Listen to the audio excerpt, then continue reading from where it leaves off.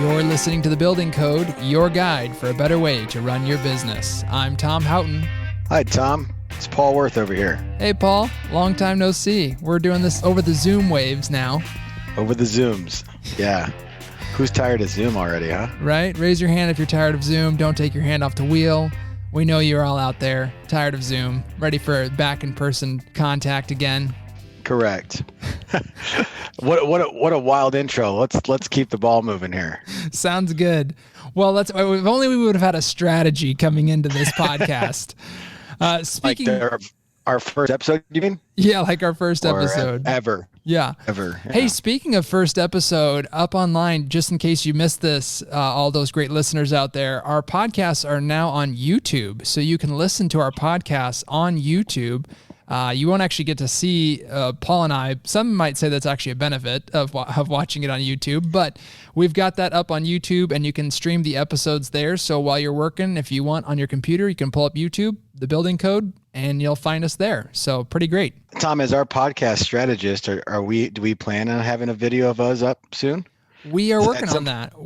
Yeah, it would be great. We're working on that. Hopefully, before the end of this year is probably our tentative timeline. Before the end of 2020, you might get to see Paul and Tom in action with our guests. So stay tuned on that one. All right. Well, we won't tease anymore. We'll get straight on into it. We've got our Chief Strategy Officer, David Arnold, joining us today. David Arnold is the Chief Strategy Officer at Buildertrend. He's been here for a number of years, started just after me, actually. So that means something to about two people in this call, me and David Arnold. I'll let him do the introduction, though, of letting us know the background on his work. David Arnold, welcome to the Buildertrend podcast. Yeah, I appreciate the big day. I dream often about spending time with Tom and Paul, especially on the podcast. And, it's a big day for me, big day for the podcast. So, yes, I'm David Arnold, been here about 4 years, and I have the fortunate opportunity to be the Chief Strategy Officer, which is a really glorified and obnoxious title that I'm sure we'll talk about here in a second. But at the end of the day, our team is trying to answer a couple simple questions that are simple to ask, hard to answer. Things like, what else should we do? Who should we do that with?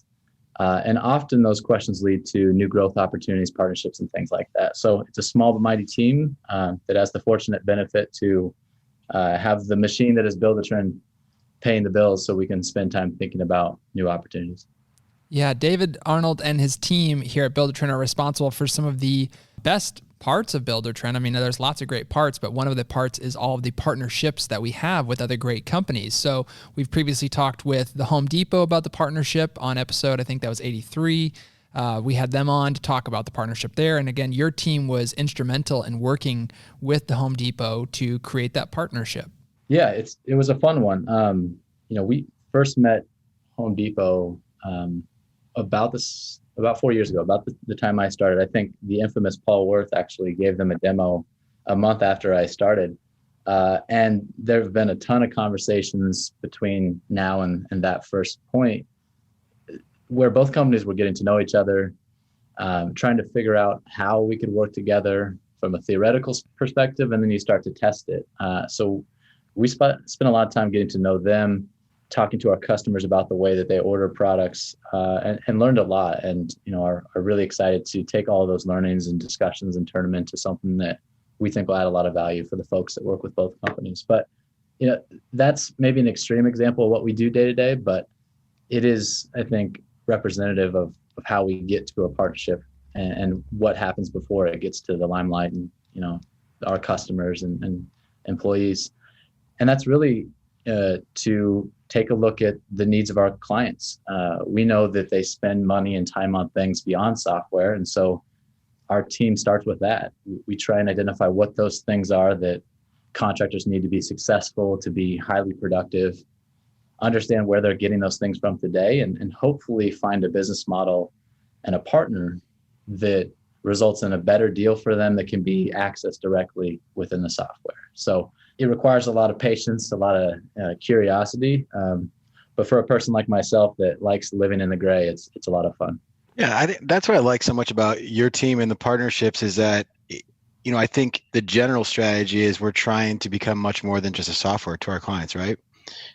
I think, and this comes from you and your team, is that the idea would be we want to build a community, and then because you're part of this community of Buildertrend, you get access to all these great companies. So I think that's really cool. How do some of these ideas come to you and your team? Are they sourced from our clients directly, or kind of a mix of everything? Yeah, all of the above. Step one when I came on was to come up with a process to evaluate things that were coming to us from clients, from employees, from random companies that reach out. And as you do that, at the same time you're getting to know our customers and their non-software needs, you start to come up with, for lack of a better word, a strategy, and really more accurately, a list of things you want to learn more about. And so today, after a few years of doing that proactive work, we have kind of a roadmap of things that we want to continue to explore, partnerships we want to evaluate by talking to other companies, but we still get ideas in. I mean, I think when it comes to strategy, or really any new line of business, whether you're a software company or construction company, you have to make sure that you don't just come up with an idea and think it's the best thing in the world. You have to talk to as many people as possible. You need to search for why you're wrong.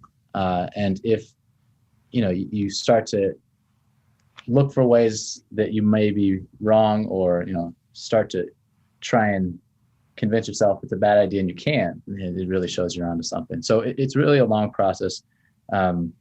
But to your question, Paul, ideas come from everywhere. That's the way it should be. We're fortunate to have a number of clients, a number of employees where ideas are in no short supply.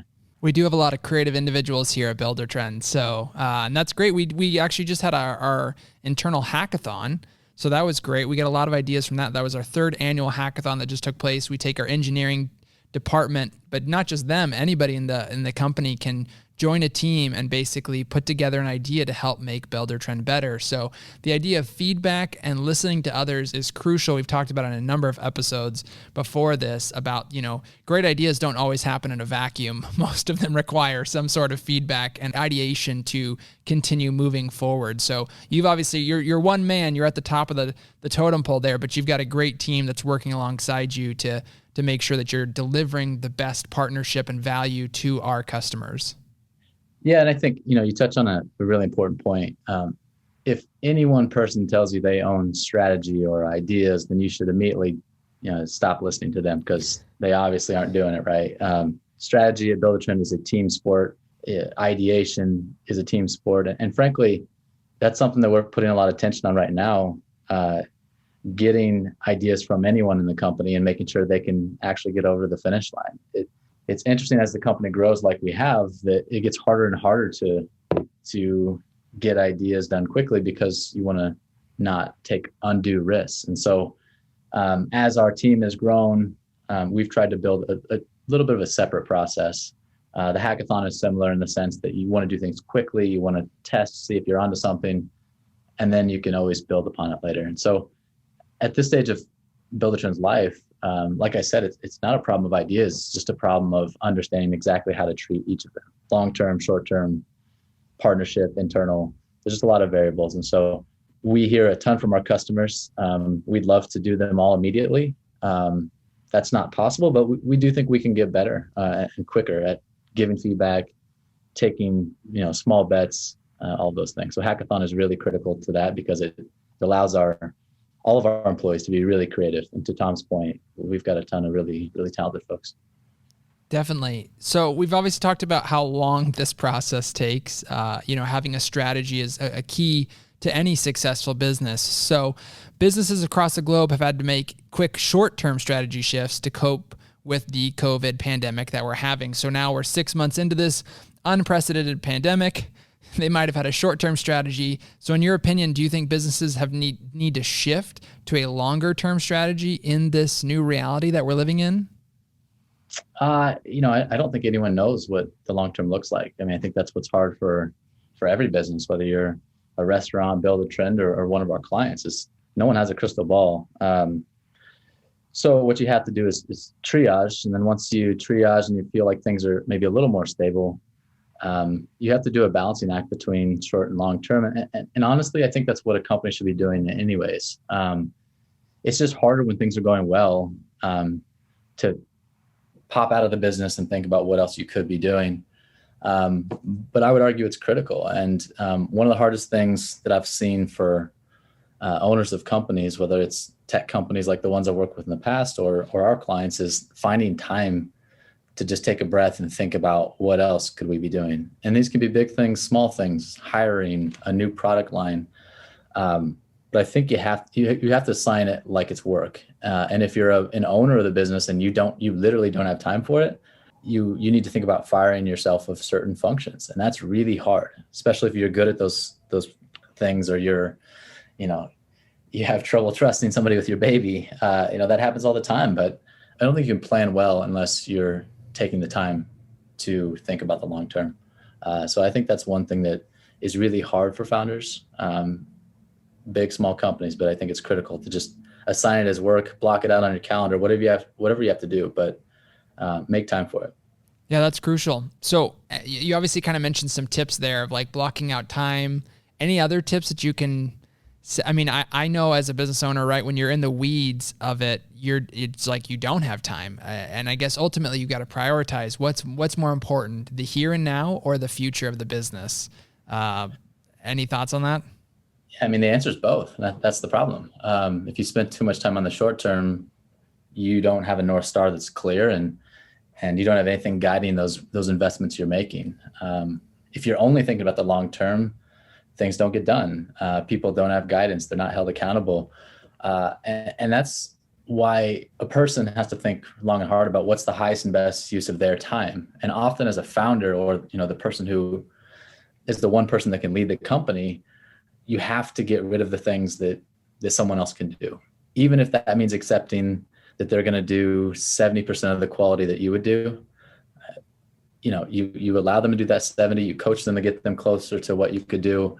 But what's critical about that handoff is then you get some time back that you can put to the things that only the owner, only the CEO can do. And I think that's how you pay attention to both. It's hard. And one of my past jobs, I worked with technology founders right when they were getting going, often when they were starting to have success. And it was the hardest thing for them to do successfully, fire themselves of key parts of the business. But the ones that made it did that. And I think that's the only real way to address both the short and long term. So let's pull on this thread a little bit, right? Moving from one owner to firing yourself. I love that idea. The biggest challenge, I think, as a business owner is it's like, how do I make sure I've got the right person in control of that can handle the strategy? Yeah. I think it's like any hiring decision. You don't know for sure. You have to ask good questions on the front end. You have to have an ideal type of person on the front end, but ultimately you have to give them a shot, and give them discretion. At the end of the day, what's probably most important is that you trust somebody's judgment. And the only way you can really get a feel for someone's judgment is allowing them to make decisions. So you can start small, but you have to see what they're made of. And fortunately and unfortunately, the only way to do that is to let them make a decision and deal with the consequences.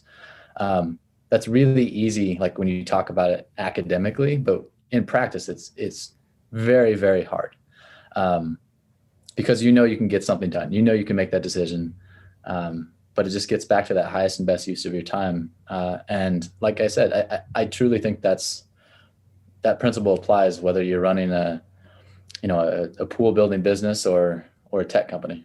So it sounds like we're talking directly to owners who are listening to this right now. One of the strategies that I've seen work in this industry is construction owners talking to other construction owners, their peers, whether they're, physically in the same area or, have a common denominator like Buildertrend. Is that a good strategy if you're an owner who just doesn't know where to start? Yeah, hands down. I think that's also one that's hard because a lot of people think asking for advice means, you're not up to the task. But being a founder and an owner is a lonely role, because you have to project that you know what you're doing. You have to make decisions. There's a lot of responsibility. And to your point, when you can talk to somebody who inherently gets that, they know what it's like to make those decisions, to manage a budget, a company, you can cut through a lot of the BS and just get to good feedback. So I think on top of making sure that your planning is continuous and kind of a part of your weekly, monthly activities, getting feedback from people outside your organization, whether they, run a similar company or just have a perspective that's valuable, I think is another really key way to be successful. Yeah, if you want to connect with other Buildertrend owners, we have a Facebook group, don't we? We do. We've got you've got a couple different ways to connect with other owners. One of them is, of course, to join our fan club page on Facebook, the Building Code Crew, because there's other listeners. I should have led with that. You should have led with that, but that's okay. Yeah. I'll take care of that. Yeah. Yep. So join the Building Code Crew, and that way you can interact with other builders, other construction professionals like yourself, but also our guests will be on there. They're joining that, and you can continue the conversation there. There's a lot of ways to engage with us. We have social media channels on every platform you can imagine, and so you can interact with us that way as well. We also have Buildertrend Online Conference where you can join that and participate. We're in a unique position because we can actually kind of be the middleman here and connecting people. And so that's kind of what we're doing right now. We're doing that through a lot of different ways. So check the show notes, buildertrend.com/podcast for a ton of ways to connect with other builders. That's a great point, Paul. Yeah, and I think that's been one of the coolest things about Buildertrend University. Obviously, that's on hold right now, as we just make sure that we're being safe. But it was really awesome to see the owners talk to each other. And candidly, that wasn't something we were really focusing on when we started. But a lot of the feedback showed that was one of the things that was most valuable. So whether it's Buildertrend Online Conference, the virtual consulting, or any of our in-person stuff, that's also a great way to learn from people who also have been proactive about getting Buildertrend, making themselves a better business. So hopefully, to Tom's point, we can help facilitate some of those connections. Absolutely. So I want to try to leverage your experience here, David. You've been with us for a while. You've been in your role, and we're now giving our listeners kind of access to somebody like yourself who's got a lot of experience in the past, 3+ years, 4 years now almost. It's probably got to be close to that, right? What's been something that you've learned in the process of dealing with our strategy, something that you didn't know before, or one of the things that stood out to you as kind of like the biggest wow moments?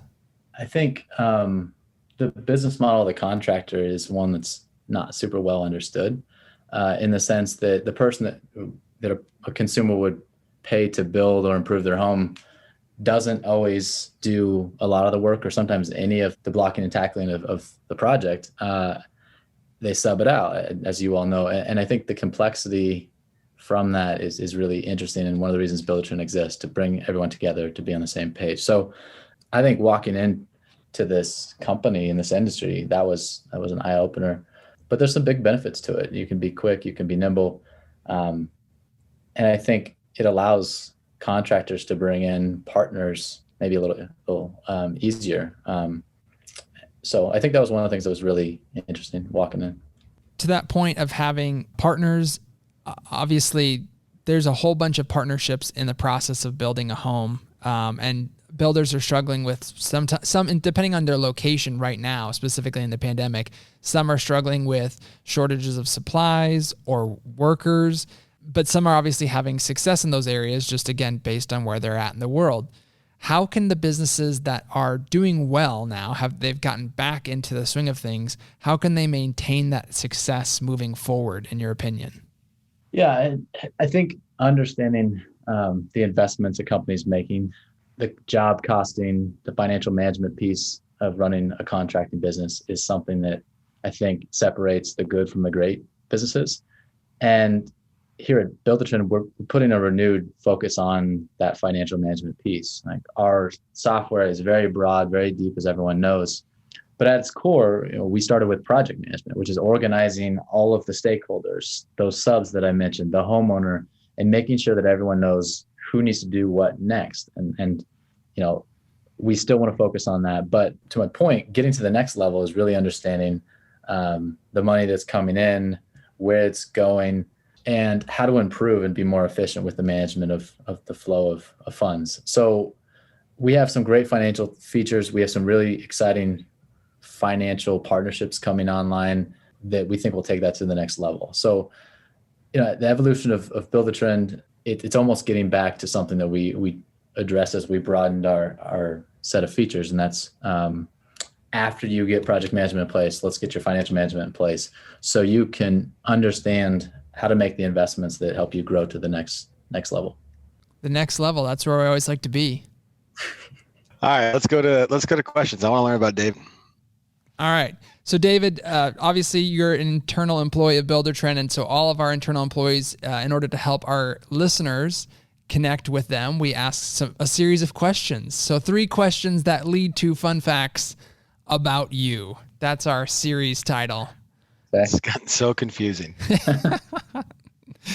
So the first question is, tell us a sport that you like to play in your spare time. Basketball. True story.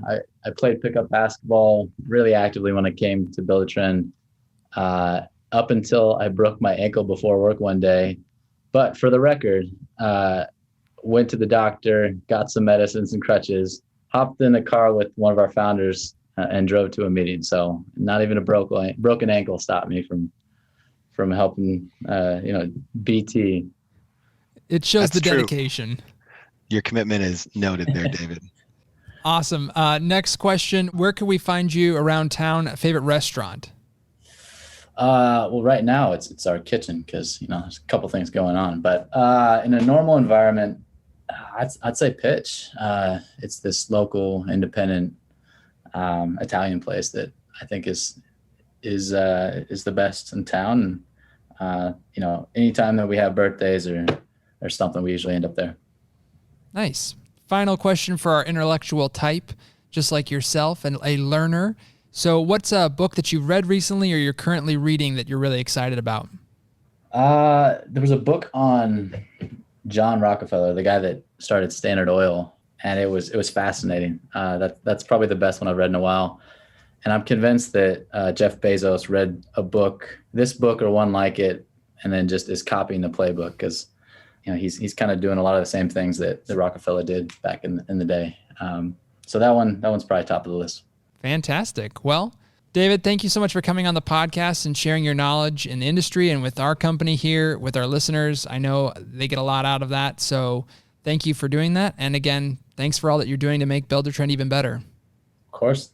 Thanks for having me. As I mentioned, it's a big day. I'm going to go downstairs and talk to my wife and just, go through the whole play-by-play. Celebrate with a glass of wine or something. That's right. Did a great job, David. Love what you heard? Don't forget to rate and subscribe to our podcast so you can hear from more guests that will benefit your business. Also, please check out our show notes page for more information on what we discussed on this episode. You can find it at buildertrend.com/podcast. Thanks for listening, and we'll see you next time on The Building Code. Appreciate you.